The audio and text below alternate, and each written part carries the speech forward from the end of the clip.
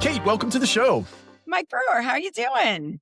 You know, I am thrilled to have you on the show. You've been one of my bucket list guests to get on for some time, and Cultivate seemed like a perfect excuse to ask you to come on to the show. So, Yeah. Cultivate was great. We were both on the educational advisory board, which connected us a few months ago on the planning, the topics, and then we rolled right into a great event. that's absolutely right. It was my first time. I think your third. I think there are three It, total. actually, it was my second time Okay, attending and second time on the advisory board. I missed the first one, which I got it. heard was great too, but they just keep between the two that I went through. Equally as valuable, and this year was just amazing. Yeah, I want to talk about that. You have been around the industry for some bit of time. You've probably taken the stage at every single major multifamily event out there, uh, and More than once. more than once, part of the apartment all stars. I mean, you're just a decorated speaker across the industry and well respected. And so I just have to ask, what kept you coming back, or what brought you back this year to be a part of Cultivate based on last year? I can sum it up really easy. It's the people in the room. Cultivate isn't just a nice ideas kind of conference. It's a what are you actually going to do conference. So we have real conversations that are very impactful. The room is full of people who have to go back on Monday and execute. So they're looking for answers, maybe a new opinion, information they don't have. That really changes the tone. I believe it's sharper, it's more honest, Mm, less performative, if you will. And I mm. like rooms where you feel like decisions are really getting made and less like, "Oh, look at the take home backpack I got," and what's Yeah, inside it. I my takeaways are the conversations, not the tchotchkes. I couldn't agree more. I've been to a lot of conferences, spoke at a couple, but the transparency, the vulnerability, the honesty at this conference was just, and it's probably my opinion, but the intimate nature of this event maybe lends to that. Would you agree? I agree. We've collected a great group of repeat attendees. This year, we had a lot of new attendees as well that gosh, I've been in this industry my whole life, and I feel like I've met every company and met every leader, but I've met some really great people that, are either, you know, have just taken that next step into leadership roles or, have been doing it for quite some time, and it's just really refreshing and exciting to be in the room with them and find some new people to, have conversations with as well. You brought to mind something that I think is interesting about the forum and the format itself. And if I leave something out, let me know. But there are fireside chats, there are campfires, there are fish bowls, and then I think there was a traditional panel and a keynote. Mhm, Um, but there was a through line in that they all were interactive in some way, shape, or form. I'm mhm. curious if you have a favorite out of those formats, and then what that actually does for the conversation. That's a great question. I've always really loved being on the stage solo. Yeah. I love writing my material. I love delivering it and, definitely made a career out of it. With the Apartment All-Stars, it was always a group of us, and then we'd have our solo Hmm. parts within our All-Star conference. Sometimes at conventions, it's a stage with a panel and a table and microphones in front of us and our nameplates. Cultivate's different. Cultivate, creates, um, uh, rooms for conversation, and so I was exposed to a new format, Fishbowl, and, last year, or at the last Cultivate, I was just in the room, and there was a conversation going on, and basically the way it works is there's an inner circle and then outer circles, outer circles, outer circles. The inner circle is the moderator and the speakers that are experts or, are deeply working in the subject matter and have something to share or an opinion. And then there's open seats, and anyone in the room can jump into that seat and lend some information or challenge with a something that they've got going on, or ask a question, or just kind of give a contrarian point of view. And I noticed myself sitting in the third row thinking, I've got something to say. I've got something to say. And it was really refreshing to be at an event where there was a chair for you. So you Mhm. could walk up and jump in that chair with no judgment. And, didn't feel like anyone was grandstanding or trying to take over. It was welcome. It was powerful. It was impactful. And I thought the fishbowl was absolutely great. I obviously love fireside chats because Mhm. tends to take the formality down a little bit. I think at this one there was some bourbon, which, that's always great too. Uh, but I think that's a very intimate conversation, and those are certainly, wonderful to have. We've seen that at a lot of different conferences as well, and even when, Cultivate had the panel discussion, which you might think is traditional, it certainly wasn't because Mhm. of the intimacy in the room. You felt like at any time, you could ask a question, or your mind was working in such a way that you felt like you were part of that conversation. So true. So true. Well, I want to talk about some of the, I'm going to leave it sort of thematic, but some of the sessions maybe we'll highlight here. But accountability seemed to be a topic.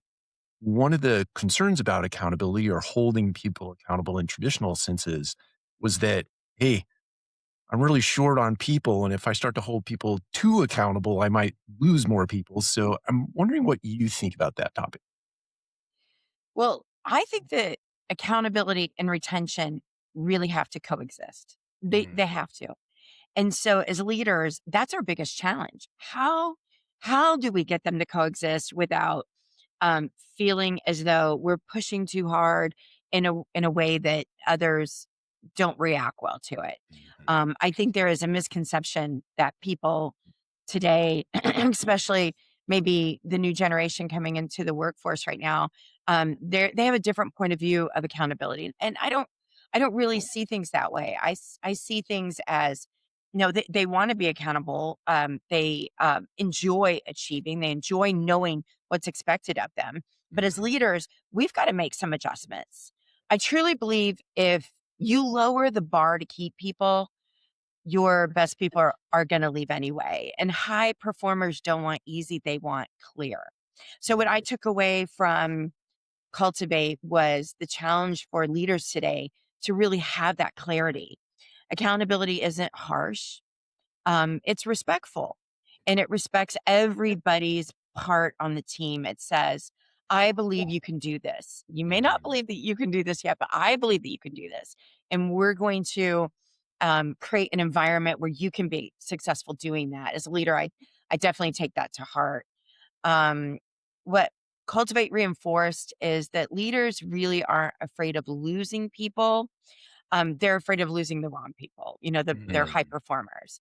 Um, and that we can't be afraid of uncomfortable conversations. Yeah. What we have to make sure we do in those uncomfortable conversations is to provide a lot of clarity so that we're truly focused on retaining our best people. And I found that our best people attract great people.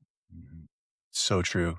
The phrase firm but fair comes to mind. And then there was also a discussion about caring and kindness, I believe, Mhm. um, and the difference between those two. Do you want to maybe potentially unpack that for us? The difference between the kind and care? I, I think I think there is a difference, but I act with both ingredients. Mhm. I really want to know my team. I think it's really important to not get too involved in a personal life, but I want to know what they've got going on that we can help with. Yeah. Um, I've got a lot of single moms on our team, and their challenges are different. Single dads, the same thing too. Their challenges are different. They don't always have that person they can call and say, "Hey, I'm running late at work. Somebody's got to do the pickup," or I'm not able to make it for the first 15 minutes of the day because something happened.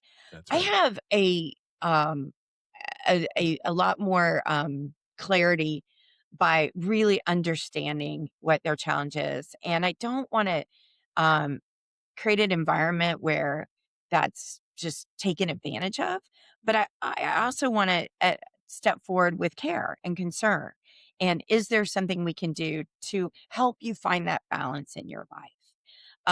I really do care about my team, and kindness is how I expect them and want them to feel when they're at work, when they're dealing with our residents, with our vendor Yeah. partners, with each other. I want that mutual respect, and that includes caring and kindness. And so that is very much our culture, and it works for us, but we're small. We're a smaller group. And we really do enjoy each other and want to see each other succeed. Yeah. You know what I love, that came to mind for me as you were speaking through that is that I've long thought that there's not this coat hook that sits right outside the door of your establishment, your property, your corporate office where you hang your problems and then walk across the threshold and act like they don't exist, right? And where you create an environment where people can bring their whole self to work. Mhm. It's much more productive to the point you made about serving consumers and serving each other. I love that. Absolutely. Yeah. Yeah, absolutely. It's just it feels like a place you wanna go work. Right, that's exactly right. So this next topic, that I'd like to talk about, I couldn't believe this was on the agenda, but AI came up. It was super weird, but, Oh, wow. I mean, AI? I I'm just I mean, we could have spent the whole conference talking about AI. There's yeah, so much going on. that's so true. I'm just curious how AI, the use of AI making its landfall into multifamily is shaping the way you think about the business. Uh, we're very excited about AI. We're a smaller company, and we believe that AI can help us accomplish more with our lean and mean team, right? Um, when we focus on AI, we look for ways that it can remove friction, but not humanity. Mhm. And so whenever we're studying what we're gonna bring in to our company, we wanna make sure that human element still shines through. Yeah, If it gives teams time back to actually connect with residents, great. If it replaces judgment with automation theater, that might be a problem. So yeah, we still believe in how exceptionally talented our team is, and they want to be, and where they want some of their busy tasks replaced by AI, they don't want their ability to perform at work to their best ability taken over or impacted by what AI, the path that AI takes. The future isn't really AI versus humans. mhm, I believe it's AI plus emotionally intelligent humans. And we talked a lot about that. How do we as humans, how do we coexist with AI, and that we have guardrails? And there was a lot of talk about guardrails and that's right. compliance, and I'll be honest with you. I thank you to everybody in the room who opened my eye to some of the challenges that the larger companies are facing with AI right now. And it really made me think about what we need to put in place. And so that's a big initiative, but emotionally intelligent part still is gonna win in my company, and we will always, win because of the great humans that we put forward, and I want them backed up by some kick-ass AI that helps them be more successful. Yeah, I could not agree more, and the word you brought the word judgment up, and that's the thing that resonates with me the most, and I'm curious, hopefully I can make this segue to the next question based on judgment. You spend a tremendous amount of time on site. Um, in fact, I think you're on site right before we hit the record button here, and I'm just curious, I've been in this industry for nearly 30 years. I've myself been called a victim of feeling comfortable in my chair behind these glass walls and giving directives and things of that nature and not really getting out on site as often as I should have. How Mhm. does that, being on site often, inform the way that you lead and build a company? Mm. Well, it's really important to me. By the way, to all my energy drinking friends out there, cheers. I really am. I know I'm successful because I started on site, and Mm, I'm not saying that that's the only sure. recipe to success. But I was that 19-year-old leasing consultant who just didn't know better. I was surrounded with amazing people, with the exception of two. There is not one person that I wouldn't want to work with again, and that is over a 36-year career. Mm, I absolutely um, thrived when I was on site, but there was a time that I wanted to continue to grow in the industry, and that meant that I was gonna have to leave this fun, happy place that I really enjoyed working at and learn more about the business. mm, So now that I'm in a position where I am leading the team, we're developers, and we manage our own product. Um, I truly believe that you can't lead what you don't understand. mm. And it has been a while since my full-time role was on site. It's been a long time.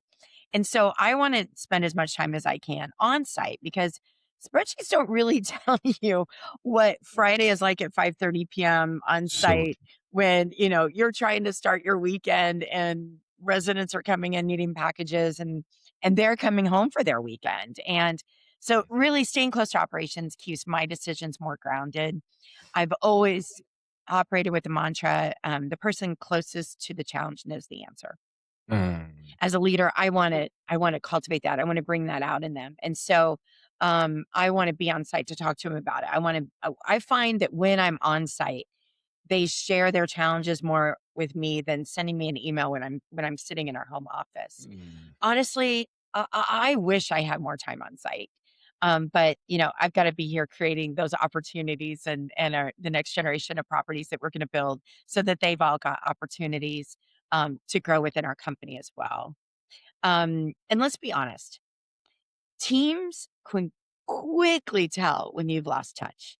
They oh, know yeah. right away, right? That's So right. I believe that proximity builds credibility. I love that. I love that. I'm gonna put that in the show notes. People can pick that up. I go for it. I, okay. We have 2 more questions left. And before we get there, I wanna, you alluded to this a little bit earlier. You talked about the youth coming into our industry. Um, there there was a lot of talk about Gen Z. There was a I think it was a panel. I was unfortunate I couldn't be in there. I was in another room, but there was a panel, that actually included some Gen Z folks and the room itself, which I think there were probably 2 or 3 different generations in the audience. So, were you in that session? Well, that was the point where I wanted to be in 2 places at one time Yeah. because I really okay, there's been a lot of Gen Z talk at all the conferences, right? Yes. For years now. I think the first presentation that I did about Gen Z was in 2019, maybe 18. Yeah. And, um, and this generation was very impacted by what happened in 20 and 21 with COVID, So true. and very impacted. And so now to kind of be in this, okay, we're through that, we're normalizing, we're really understanding more about the impact of this generation. It was kind of like this is where we are now conversation. And there was a gal in the room, and gosh, I wish I remembered her name. Shoot. Um, and she made a comment about um we're not enamored by people who stay late. Oh, We right. wonder why you can't get it done in the 8 hours, and I have lived by that my whole career. I am not impressed when, I get that email at 11 p.m. "I'm still at the office working," that doesn't impress me, that worries me. Mm, My red light goes on, like, I have to help this person, and there's something going on that makes this person feel like they need to be there, or has created something's falling apart. Like, why are you still there? mhm. Way back in the day when I worked for Trammell Crow, there was we had a controller that was studying for, I don't know if it was her CPA or MBA. I forget what she was studying for, but she was taking evening classes, and then she would do her work all night, and then she'd be at work the next day. And what we quickly found out was she was basically living at the office and doing her work at her desk, late at night. And she Mhm. would send out these emails like, way in the middle of the night. And we would all panic, like, we're not working hard. And then we had a president who came in on Saturday, and everybody thought, home office had to show up for 4 hours on Saturday. And I just remember thinking, this is exhausting. And I would sit at my desk on a Saturday, like, what do I do? And this was before Amazon. Like, I couldn't just sit there and shop. You know? And so I didn't like that culture. And I knew that our teams didn't like it either, and at the time, I was running the training department, and so I was very much in touch with our team members, and they hated it. I mean, they just hated that culture, and so when I was in a position where I could really impact that and change that culture, I did.